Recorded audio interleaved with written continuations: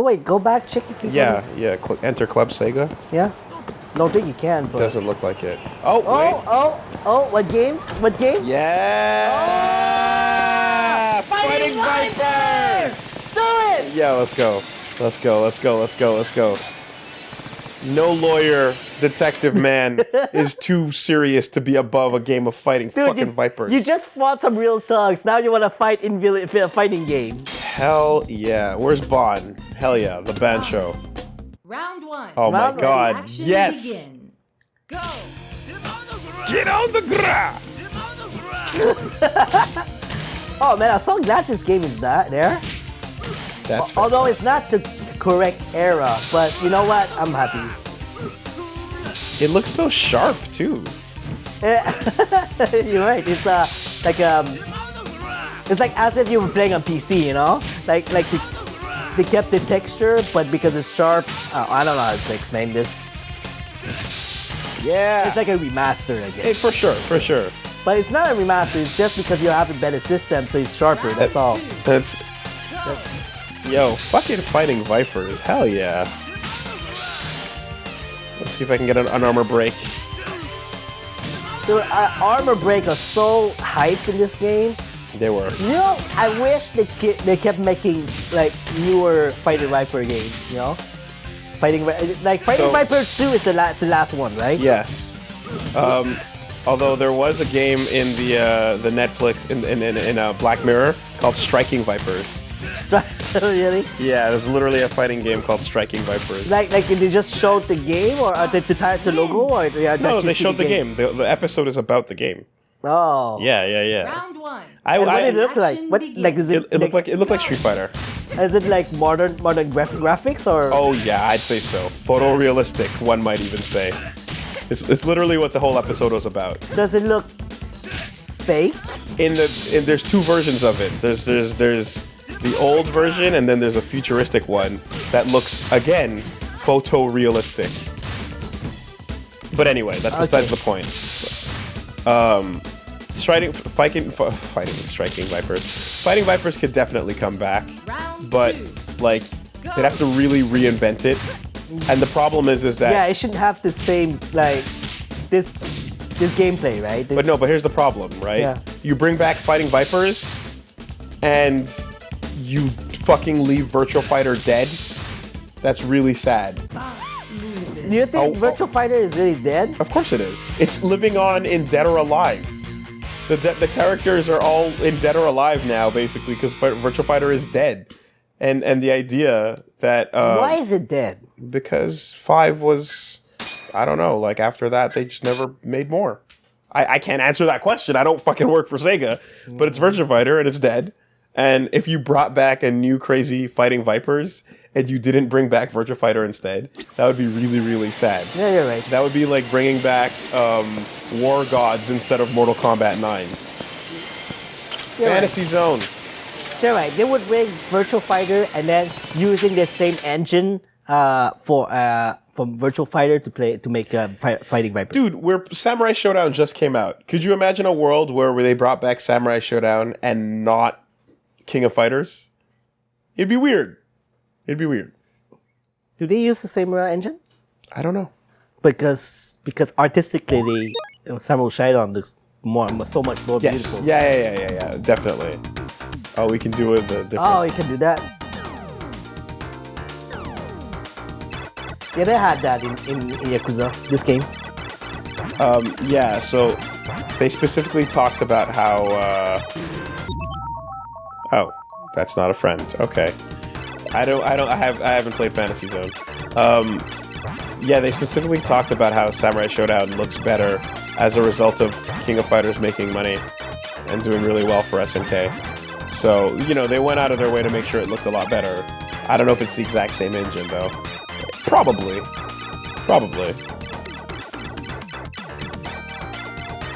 Like, they already had, like a Nakaruru model from that game. And they show you the side-by-side with the Nakaruru from Sam's show now, and she looks way, way better. Okay. I haven't played Sam's show yet, but it looks really fun. Interesting. When people say that, like, the Yakuza franchise replaces Shenmue. Yeah. Like down to the level of walking into an arcade and playing old Sega games. It's like that is 100% what Shenmue was about. And yeah, now, all the interaction, but the difference is Shenmue has this 24-hour, well not 24-hour, but a clock system where all the NPCs, they're all doing their stuff according to what they're programmed to do of the day. If you have one person is working from 9 to 5, then in the morning at 7 o'clock they go out, or 8 o'clock they go out. You see them walking to the workplace, and then they work there, and then 5 they finish work, they go home. Yeah, fascinating. No one gives a shit if you still can't catch Land D. At the end of the fucking day, I don't give a shit about your. You don't give a shit. I gave a shit. That was fun to me. Talking to all the characters and what they're doing in their life. Yes, it's fascinating. Yes, it was. But then after I get to the 4th disc of the second game, and Landy gets in a helicopter and flies away, and you're no closer to fucking solving the problem, and then they go, well, that's because this is chapter 2 of 16. Fuck you. I don't care anymore. I'm sorry. I stopped caring. So Shenmue 3 it's nice that it's happening. It might be garbage. There's a chance it might be boring garbage. Who knows? Because we've come a long way since then. So you're saying you're not interested in Shenmue 3? You're not. That's not what I said. Okay. I am, but there's a chance. There is a possibility that it might not be great. You know. And I'm worried about that. You're worried but about I that? also never finished 2 because I got bored and left it. I got to the 4th disc when I got to Kowloon and wrapped it up. I gotta say though, 1 and 2, they did not. This is literally the Switch game. This is just a Switch game right now. We're just playing Switch Puyo Puyo. That's crazy. Like this is not even an arcade machine. Well, I mean, it is an arcade machine, but which is ported to Switch. All of these games are arcade games. Okay. They have to be arcade games. I guess. But wow. I am shocked. I'm not. I mean, because I haven't played Yakuza. So I guess I expected it to try and emulate the old arcade experience by you know, what am I trying to say? I mean, if Yakuza 6 has Virtua Fighter 5, right? Yeah. That's kind of like recent. Well, not. Okay, fair enough. Yeah, I just because this just looks like Puyo Puyo Tetris to me. But I guess the latest Puyo Puyo does just look like this, I suppose. Yes, that's what I was saying. Gotcha. Okay. I don't play Puyo Puyo on its own ever, though, as you can probably tell. Anyone who's watching this, because yeah, I'm a Tetris person. I never fucking really get into the Puyo Puyo. Let's do this, maybe. Yeah, I'm not a Puyo person either. It's because I'm not really like I'm colorblind, right? So seeing colors, not a thing. Can you not see the difference in? I see the difference. Well, they have different faces too. I see the difference, but it's not, you know. It's not I should be obvious able enough. to. I should be able to identify things super quick, you know. Oh, it's not obvious enough. Yeah. Ah, okay. Like my biggest problem was when we tested Puzzle Fighter 2. That was like the difficult thing to me. So even if they make the faces different, like I can see it, but I have to check. I have to look at the face more. You know, it's not. You know, like Tetris. When you play Tetris, sometimes you actually don't need to look at the piece. You can feel what. Yes. You can sort of feel what you know what is coming. Yes. That's what I'm talking about, right? Here I have to look at the face to know what it is. I cannot just look away and I already know what is coming. okay. Like at the corner of your eye, kind of thing. Okay, I know what you mean. Yeah. The puzzle eyes instead of the judgment the puzzle eye. Like, it's also just less fun as a game style to me. I kind of. That's because you're not doing combos right now. No, but even back in the day, like I never got super into it. You know, like yeah. Well, that's that. Yeah, I never really got super into Puyo Puyo. Like Tetris Attack to me is a funner version of that style of gameplay. Okay. Right? I'd rather the blocks be on screen and you swap where they are as opposed to the dropping of them. I like what's it called? Yoshi Cookie? Yoshi's Cookie. That was good. That game was so modern that it didn't even do the prompts where it popped up to say in Judge I's font, "Do you want to quit?" It popped up a fucking Puyo Puyo message to ask me if I wanted to stop playing. Yeah, and this loading screen as well. Like they just put a fucking Switch game in the side of this thing. All right. Well, that's a pretty decent arcade. I don't mind that. I don't mind fighting Vipers. Yeah. Yeah. Now Yeah. the question is how like in Yakuza, are there different arcades with different games? Yes. How many? Like how? 3. Like always the same 3? I different Yakuza game is different. Oh! There it is. Yo! They put it. I looked left when I should have looked right. Fuck those games. Let's get it. This video is now different. We're changing the title now. It's not just eyes anymore. Oh We're saying my Virtua god. Fighter. Yo, let's fucking go. This whole thing just changed. Oh my god. No, there you go. Then you. Yes. Lei Fei, let's do it. Oh, he's hard to play. Well, I mean, for me at least, I love him. because he has like so many stances. Yeah, they're awesome. Lei is super good. I like him. I like the Monkey Girl. Vanessa's cool. Oh, I like all the new characters a lot, actually. Oh my god. They just put it in. You can't play 2 players though, huh? No. Well, I don't know actually. I didn't have a second player to play with me. I feel like it would be like giving away almost too much if you could just play a full-on versus mode inside of this game. But if there is a 2-player mode, it has to be in the same way as the arcade is. Like, so I would have Winner let's stays say on. I would have to have the controller put the money in and then press start. You know. Yeah, but I feel like giving a 2-player mode like kind of makes this almost like it makes it too real. You give away too much of Virtua Fighter by making it 2 players.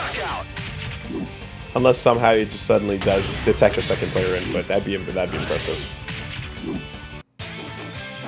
No, but Then grab that controller. yeah, Grab that red controller, press start, see what happens. fucking all right. It's right next to you. It's right next to the red one right there. This. Yes. Can you tell that that's red? Yes. Okay. I know pushovers. Player 2. Press start, or triangle, or anything. Nope. Oh, okay, alright, fine. No hidden Devil May Cry 3 secrets this time around. Oh my god. It would have been given too much, It's as like- you say. Yeah, well, yeah. But like, the fact that... I mean, you have the full game already. no, I like- know, like- and it's Final Showdown. Yeah, so like you're just missing the second player, right? It's just Like, it's not even like it's, I wouldn't like in the context of Jota, it wouldn't make sense that you can play 2 players because who's gonna team with, Exactly, right? yes. Yeah. But I also feel like I would always assume that they would give you old games as like a kind of fun thing to do inside of another game. Oh. Giving you Final Showdown is like, oh, you just gave me the real deal. Like, Yeah, that's Yakuza 6. oh, that's awesome. That is awesome. Like Final Showdown. It's inside of that. Yes. Yeah. Cool. And if you care about trophies, like yeah, there's a trophy for beating the arcade mode. Oh, all for beating all of them? Yes. Cool. Oh my god, sorry. I'm just playing fucking Virtua Fighter now because I'm like, yo, I can't believe this is going on.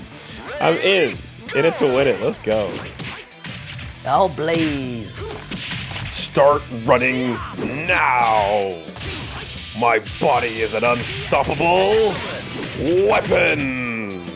Yeah, I got 50 SP for playing. yes, you gain experience for playing arcade. Hell yeah. I'm training my reaction time so that I can beat up the thugs better.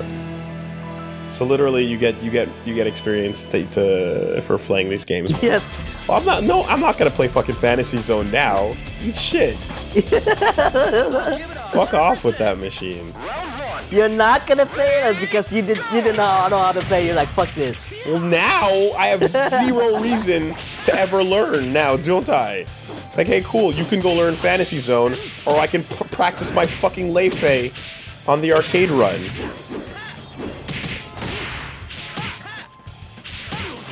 Motherfucker. No. See?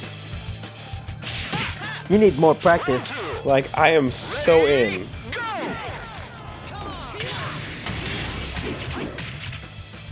So what's the equivalent of 100 yen? Because that's what it costs you to play, right?